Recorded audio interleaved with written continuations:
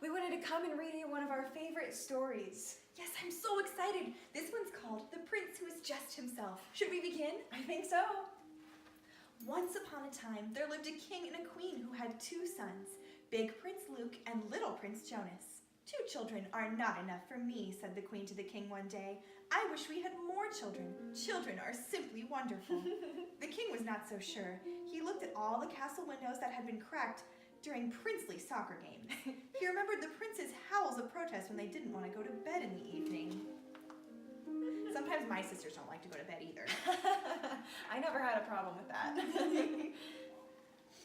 He felt tiredness creep over him as he thought of being awakened every night by the princes who wanted to sleep close to him in his big kingly bed. But the queen took the king by the arm and led him down into the palace gardens. There before their very eyes, Prince Jonas made a perfect penalty kick. The king was mighty proud of him. There he is making his penalty kick.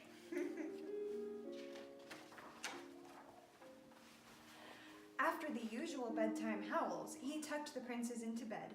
Then Prince Luke read aloud to him from his favorite book. Oh, just like us. The king's heart was softened, and he was mighty proud of his older son.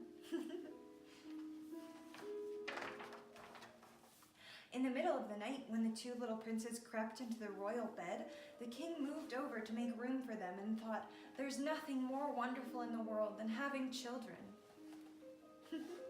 They're such a happy family. They look very cozy.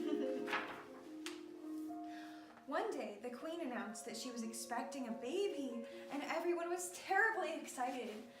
After many months of waiting, Prince Noah was born. "He looks a little different," said the king. "He's not like the others," agreed the queen. "He's our brother," said Prince Luke. "He is just himself," said Prince Jonas. And right away, they all loved Prince Noah very, very much. Isn't that wonderful? He's a very handsome prince. He is.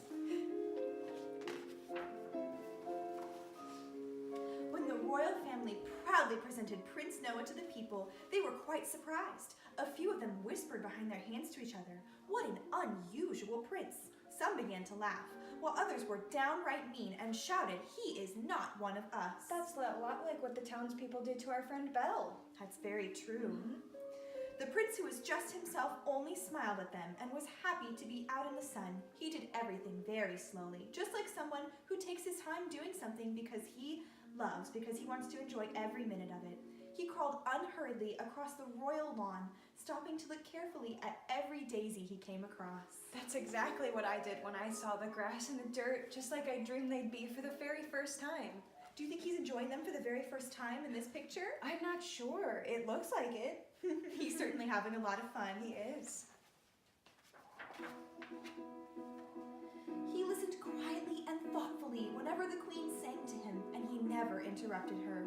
He was not very good at running and jumping, but it didn't matter because he was never in a hurry anyhow. He liked being wherever he was, and he was not worried about where he would go next. He hardly ever used words or sentences, yet people understood him just as well. There he is, playing with his family who understands him. And his dog. Yes, and his butterfly friend.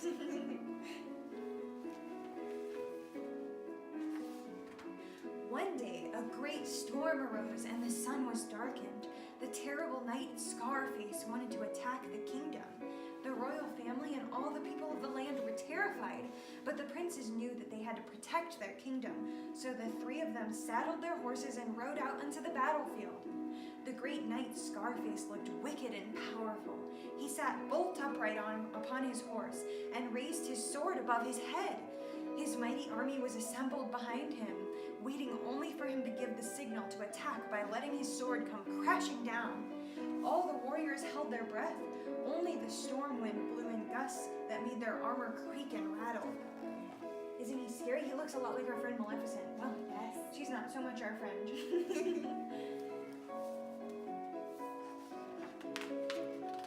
Scarface braced himself against the gusts and angrily raised his head still higher so that he would look even bigger and fiercer.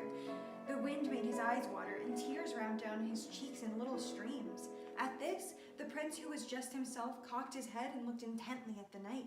Suddenly, without saying a word, as was his custom, He spurred on his horse and rode directly toward Scarface, stopping only when he was right in front of him. Then Prince Noah stretched out his little right hand and touched the scar on the knight's face. Looking deeply into his tear-filled eyes, he asked in a soft, caring voice, "Does it hurt?" And there he is, touching his face. And there's his butterfly friend again. Oh, yes. Scarface opened his mouth and then shut it again. Bewildered, he let his sword arm sink to his side.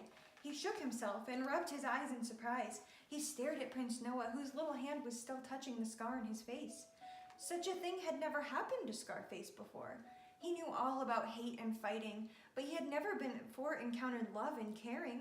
Strange new feelings filled his heart, and he didn't know what to do. Look, he's so touched. He began to tremble all over. First, his teeth chattered, then his armor rattled, and then even the legs of his horse began to shake. In order to warm him, the prince who was just himself threw his arms around the mighty Scarface. A hush fell over everyone. Even the storm quieted down, and the sun peeked out from behind a cloud, not wanting to miss what was happening. As they watched, a smile slowly spread across the knight's face. And then a voice broke the silence. "Long live Prince Noah. He has saved us. Long may he live." More and more voices joined the chorus, sounding louder and happier every moment. Long live Prince Noah, our great Prince Noah. Look, there he They're all is. together. The king and the queen, Prince Luke and Prince Jonas, and all the people of the land were mighty proud of the little prince. The prince who was just himself only smiled at them and was happy to be out in the sun. Well, look, he has new friends and his family is back here. Yes. That's so wonderful. Is that the end of the story? Let's see. Well, I do think love a it happy is. ending.